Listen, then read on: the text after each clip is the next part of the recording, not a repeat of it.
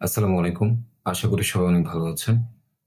আমি আসলে মন থেকে কিছু কথা বলার জন্য আসছি।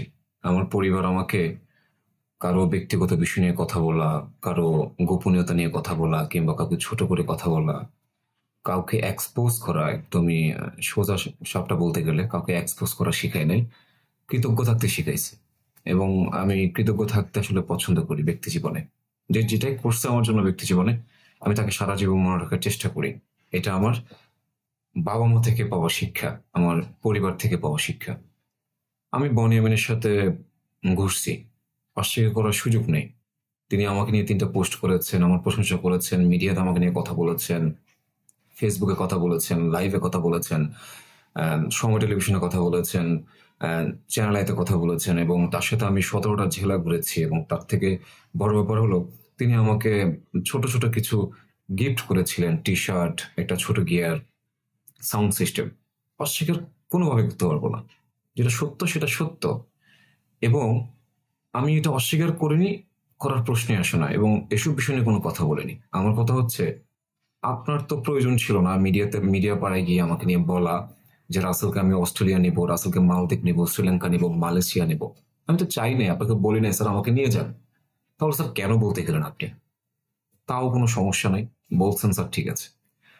কিন্তু ১৭ টা জেলা ঘুরে আসার পর আমার বাবার দোকানে আমার ছোট্ট টং দোকান আমার বাবার। এই ছোট্ট টং দোকানে বসে অনেকগুলো মানুষের সামনে তিনি আমাকে কিছু কমিটমেন্ট দিয়েছেন। আমাকে না, আমার সমাজকে, আমার এলাকার মানুষকে, মুরব্বীদেরকে, সিনিয়রদেরকে, ছোট ভাইদেরকে যে রাসেলের বাবার দোকানে আমি প্রতি মাসে টাকা পাঠাবো এবং এখান থেকে সবাইকে ফ্রি চা খাওয়ানো হবে।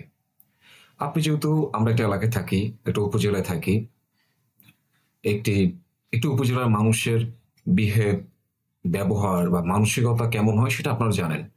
অল্প একটা ইস্যুকে হয়তো তারা অনেক সিরিয়াসলি দেখে, কিন্তু কেউ চিন্তা করবে না যে লোকটা মিথ্যে কথা বলে গেছে। উনি মিথ্যে কথা বলে গেছে না গেছে সেটা তার ব্যাপার।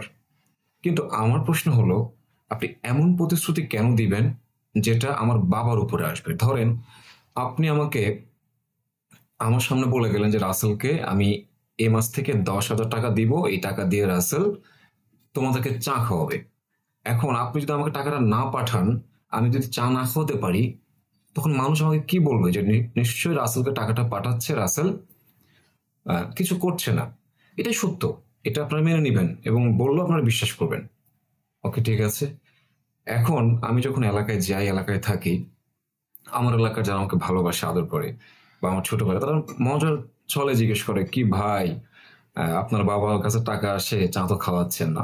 হোক সেটা দুষ্টামি করে, কিন্তু আমার যে বাবা, তার যখন ৩০ লক্ষ টাকার ঋণ, যখন প্রতি মাসে ৪৫,০০০ টাকা সুদ দেয়, যখন আমি ১ টাকাও ইনকাম করতে পারি না, আমার সেই বাবাকে কেউ কখনো এসে বলতে পারেনি যে আমির হোসেন তুমি আমার টাকা দাও।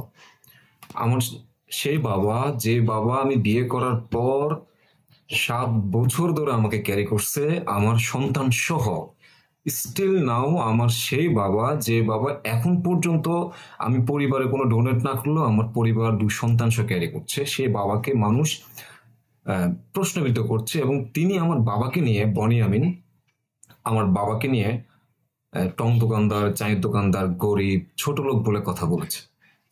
আপনার সেটা নিজস্ব ব্যাপার, আপনি কাউকে ছোট করে কথা বলবেন না করবেন সেটা আপনার ব্যক্তিত্বের ব্যাপার। এবং উনি রিসেন্ট টাইমে একটা পোস্টে লিখেছে উনি আমাকে চাকরি দিয়েছেন, যে চাকরিটা থেকে আমাকে ১.৫ মাস পরে বের করে দেওয়া হয়েছে। আমি আপনাদের উদ্দেশ্যে বলি এবং বুকে হাত দিয়ে বলতে পারবো, ডিবিসি নিউজ থেকে আমাকে ইয়াসিন আরাফাত ভাই ফোন করেছিলেন।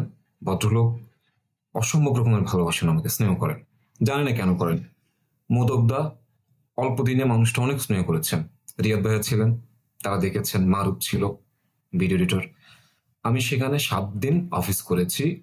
আমি যখন আমার ভুল হচ্ছে, কোথাও কাজের সমস্যা হচ্ছে, আমি যাতায়াতে কষ্ট হচ্ছে বা আমার সাথে আমার মিলছে না, মানে আমি মনে হচ্ছে আমি পারছি না, আমি ব্যর্থ, আমি অযোগ্য, এখানে একটা নিউজ চ্যানেলের জন্য কাজ করতে হলে আরো বেশি স্ট্রং ক্যাপাবিলিটি, আরো বেশি মানে জ্ঞান থাকতে হবে, যে জ্ঞানটা আমার মধ্যে নাই। তারপর আমারও জ্বর ছিল, ৩ দিন যাই নাই, আমি তারপর থেকে আর অফিস কন্টিনিউ করিনি।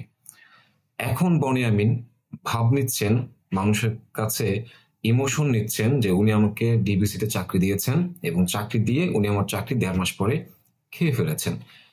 নিছকই একটা ছোট লোকই ব্যাপার, একটা ছোট লোকদের মতো কথা তিনি বলছেন। আচ্ছা ঠিক আছে, ওকে।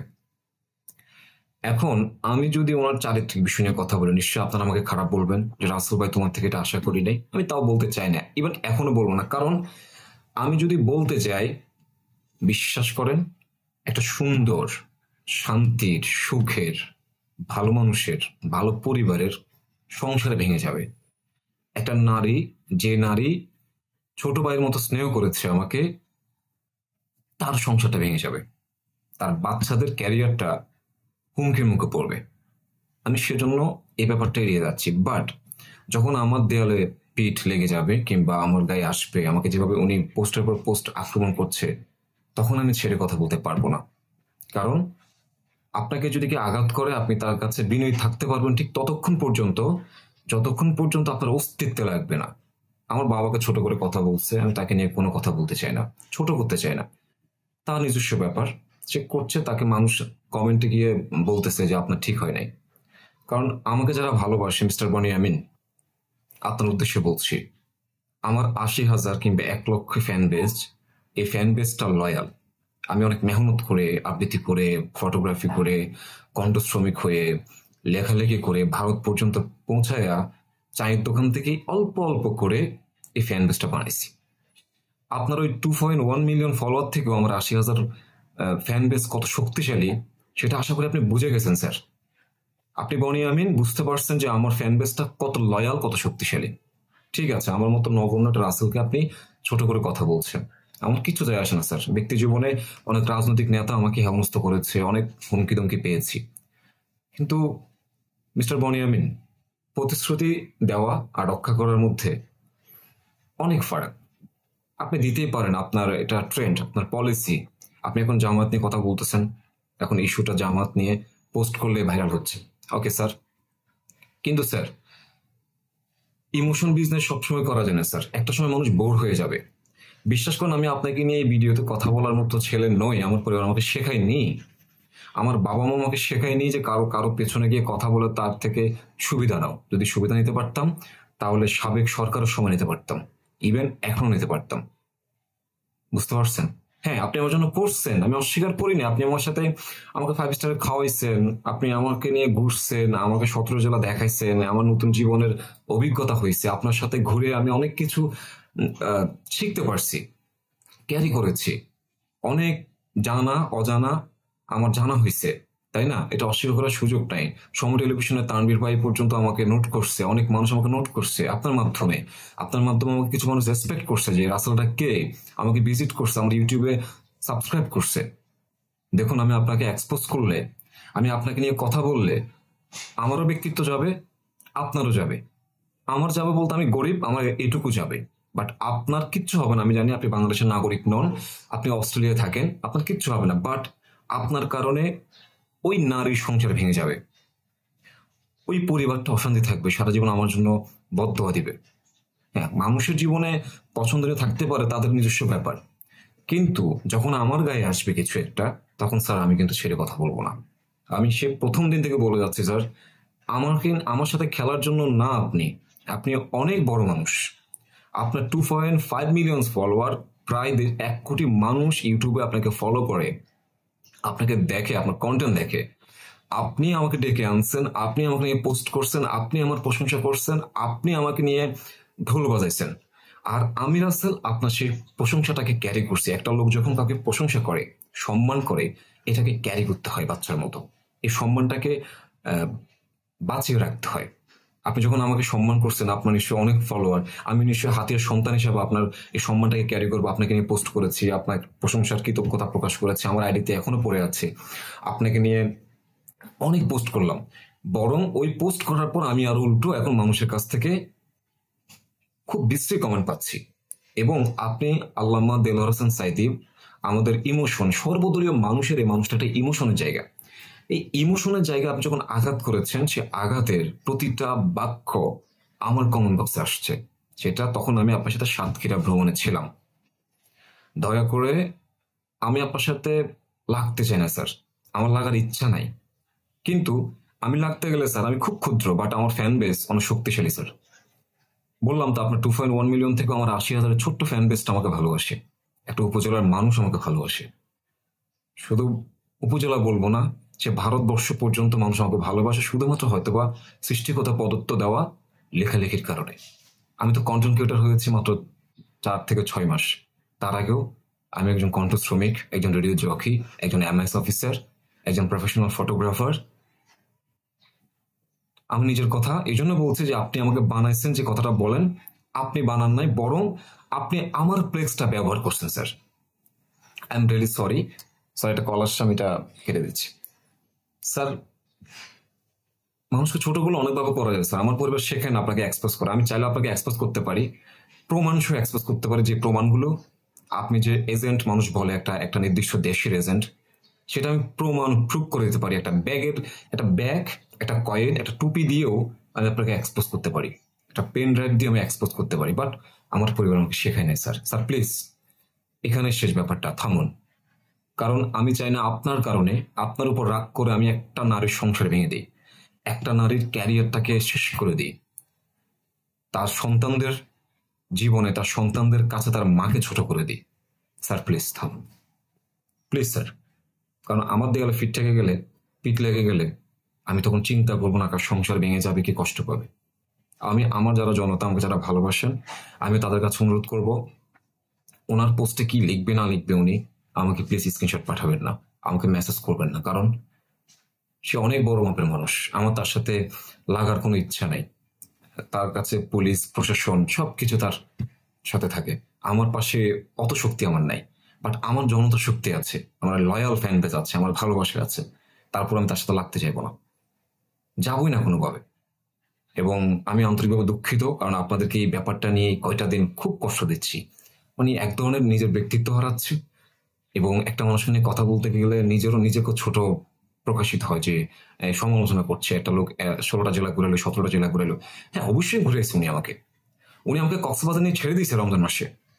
2,000 টাকার হোটেল ভাড়াকে 20,000 টাকা শো অফ করছে, না খাওয়াই রাখছে। ইভেন আমি বলতে গেলে ওনার সাথে যে 21টা দিন ছিলাম, ওই 21টা দিন আরো অনেকগুলো মানুষ ছিল। একজন প্রফেসরের সাথে উনি কত বিশ্রীভাবে কথা বলেছে, কত ছোট করে কথা বলে, সেই প্রফেসরের কমেন্ট আমার গত পোস্টগুলোতে আছে, দেখতে পাবেন। ওনার ভদ্রলোকের নাম নুরুল আমিন। একটা প্রফেসরের সাথে কিভাবে কথা বলে, একটা সমাজের মানুষের সাথে কিভাবে কথা বলতে উনি জানেন না। স্যার অহংকার কখনোই ভালো নয়, কোনোদিনও না স্যার। মানুষকে সম্মান করতে শিখুন। আর গরিব বলেন স্যার, এই গরিব মানুষের মেহনতের ঘামে শ্রমে আজকের বনে আমিন তৈরি হয়েছেন। আজ যে অস্ট্রেলিয়ায় বসবাস করেন, রক্ত মাংসটাই হাতিয়া, এই প্রত্যন্ত উপজেলা, এই বাংলাদেশের মাটি গন্ধ আপনার গায়ে লেগে আছে। মানুষকে ছোট করে কথা বলবেন না প্লিজ স্যার। এখনো স্যার বলছে, আপনাকে স্যার বলার জন্য মানুষ আমাকে বকে, আমাকে ছোট করে কথা বলে। কেন স্যার বলি? কারণ আমি আপনার কাছে কৃতজ্ঞ। আমার সাথে কি করেছেন, কি প্রতিশ্রুতি দিয়েছেন, সেটা আমি কোনো কথা বলি নাই। আমি বলেছি আমার বাবার দোকানে বসে আপনি যে মিথ্যা প্রতিশ্রুতি দিয়েছেন চা খাওয়ার মানুষকে, সেটা আমার বাবার মতো বাবা। আমার যে বাবা সারা জীবন কারো 1 টাকা মেরে খায়নি, কাউকে ছোট করে কথা বলেনি, কারোর সাথে কখনো ঝগড়া করেনি, বিবাদে যায়নি, আমার সে বাবাকে মানুষ যখন প্রশ্নবিদ্ধ করেছে এদের সন্তান হিসাবে, এটা আমার নৈতিক দায়িত্ব আমার বাবাকে প্রোটেস্ট করা স্যার। আমি আমার বাবাকে প্রোটেস্ট করেছি এবং বাকিটা জীবন করব। সারাটা জীবন আমার বাবাকে আমি প্রোটেস্ট করে যাব, কারণ আমি বাবাকে আমি ভালোবাসি এবং প্রত্যেকটা সন্তান তার বাবাকে ভালোবাসে। হতে পারে গরিব, চায়ের দোকানদার, টং দোকানদার, সে আমার বাবা। প্লিজ স্যার, দেওয়ালে পিঠ থেকে গেলে আমি জানি আপনাকে এক্সপোজ করলে আপনার কিচ্ছু হবে না, বাট স্যার ওই সংসারটা ভেঙে যাবে। অন্তত ওই নারীর কথা চিন্তা করে হলো প্লিজ ওই আইফোনের গল্পটা আমাকে দিয়ে বলবেন না। থ্যাংক ইউ স্যার, ভালো থাকবেন, আপনারা সবাই ভালো থাকবেন। আসসালামু আলাইকুম।